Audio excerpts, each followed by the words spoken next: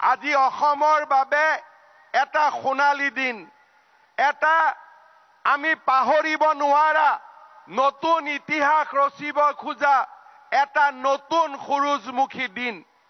এটা দিনত 11,600 কোটি টকাৰ প্ৰকল্প আমাৰ অসম মাতৃয়ে লাভ কৰিছে।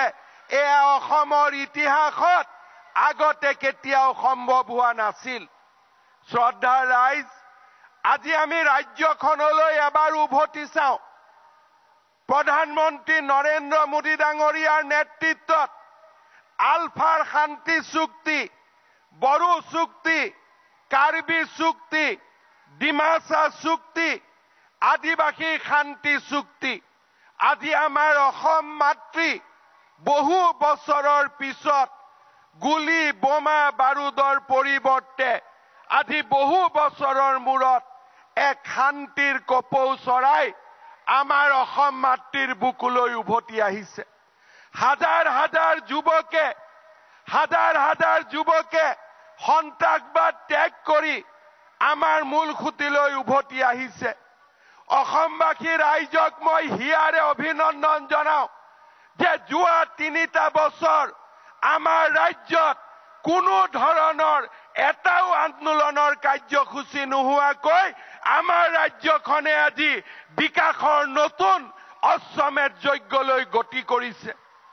আমি আমাৰ প্ৰজন্মই কেতিয়াও সপোনতে ভবা নাছিলো যে ধলাত ব্ৰহ্মপুত্ৰৰ ওপৰত দলং হ'ব, বগীবিলত ব্ৰহ্মপুত্ৰৰ ওপৰত দলং হ'ব, নুমলীগড়ৰ পৰা গহপুৰলৈ টানেল হ'ব, কলিয়া ভোমোৰাত আৰু এখন দলং হ'ব, শৰাইঘাটত আৰু এখন দলং হ'ব, গুৱাহাটী উত্তৰ গুৱাহাটীৰ মাজত নতুন দলং হ'ব, মাজুলী যোৰহাটৰ মাজত দলং হ'ব, মাজুলী লখিমপুৰৰ মাজত দলং হ'ব, শুৱালকুছি পলাশবাৰীৰ মাজত দলং হ'ব, নাৰেংগী কুৰুৱাৰ মাজত দলং হ'ব, ফুলবাৰীৰ ওপৰত দলং হ'ব।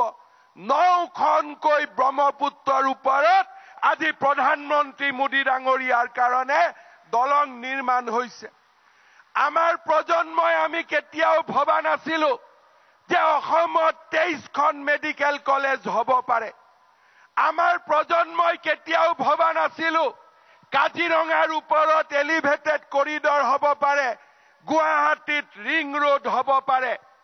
আমাৰ প্ৰজন্মই কেতিয়াও ভবা নাছিলো যে অসমত 17খনকৈ কেন্সাৰ হস্পিটাল হ'ব পাৰে। আমাৰ প্ৰজন্মই আমি কেতিয়াও ভবা নাছিলো যে অসমত অসম মালাৰ দৰে কাৰ্যসূচী ৰূপায়ণ হ'ব পাৰে। আমাৰ প্ৰজন্মই আমি কেতিয়াও ভবা নাছিলো যে গুৱাহাটী মেডিকেল কলেজত 3,000 কোটি টকাৰে পূৰ্ব ভাৰতৰ আটাইতকৈ ডাঙৰ মেডিকেল কলেজ অসমত হ'ব পাৰে। আমি কেতিয়াও কল্পনা কৰা নাছিলো যে আমাৰ অসমত এইমছ আহিব পাৰে। আমাৰ প্ৰজন্মই কেতিয়াও কল্পনা কৰিব পৰা নাছিলো ৰাষ্ট্ৰীয় ঘাইপথ চৌদিশে নতুনকৈ নিৰ্মাণ হ'ব পাৰে। আমাৰ প্ৰজন্মই কেতিয়াও কল্পনা কৰা নাছিলো যে ৰেলৰ ওপৰত দ্বৈত ৰেলপথ হ'ব পাৰে।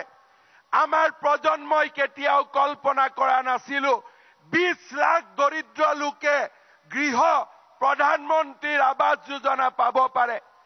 আমাৰ প্ৰজন্মই কেতিয়াও কল্পনা কৰা নাছিলো যে আমি লাখপতি বাইদেউ বনাব পাৰো। আমি কেতিয়াও কল্পনা কৰা নাছিলো। আমাৰ প্ৰজন্মই কেতিয়াও কল্পনা কৰা নাছিলো যে 30 লাখ পৰিয়ালে অৰুণোদয় আঁচনি পাব পাৰে। আমাৰ প্ৰজন্মই কেতিয়াও কল্পনা কৰা নাছিলো 2,85,00,000 লোকে বিনামূলীয়া চাউল পাব পাৰে। আমাৰ প্ৰজন্মই কেতিয়াও কল্পনা কৰা নাছিলো যে ঘোষ নিদিয়াকৈ অসমত 1 লাখ চৰকাৰী চাকৰি হ'ব পাৰে। শ্ৰদ্ধাৰ ৰাইজ, মাত্ৰ এজন ব্যক্তিৰ অসম প্ৰেমৰ কাৰণে আজি অসম মাতৃ উন্নয়ন আৰু বিকাশৰ এক নতুন সূচত আজি অৱতীৰ্ণ হৈছে। আৰু সেইগৰাকী ব্যক্তিয়ে হ'ল আমাৰ আদৰৰ প্ৰধানমন্ত্ৰী নৰেন্দ্ৰ মোদী ডাঙৰীয়া, যাৰ কাৰণে আজি আমি এই পৰ্যায়ত উপনীত হৈছো। আমি অসমীয়া কৃতজ্ঞ, আমি কৃতজ্ঞ অসমীয়াই প্ৰধানমন্ত্ৰী ডাঙৰীয়াৰ ওচৰত আমি অংগীকাৰ কৰিছো। দুৰ্নীতিৰ পৰিৱৰ্তে নিকা প্ৰশাসন, দৰিদ্ৰৰ বিকাশ, যুৱকৰ কৰ্ম সংস্থাপন আৰু এক আন্দোলন বিবৰ্জিত পৰিৱেশৰ মাজেৰে আমি আমাৰ অসমক ভাৰতৰ সৰ্বশ্ৰেষ্ঠ ৰাজ্যত আমি পৰিণত কৰিম।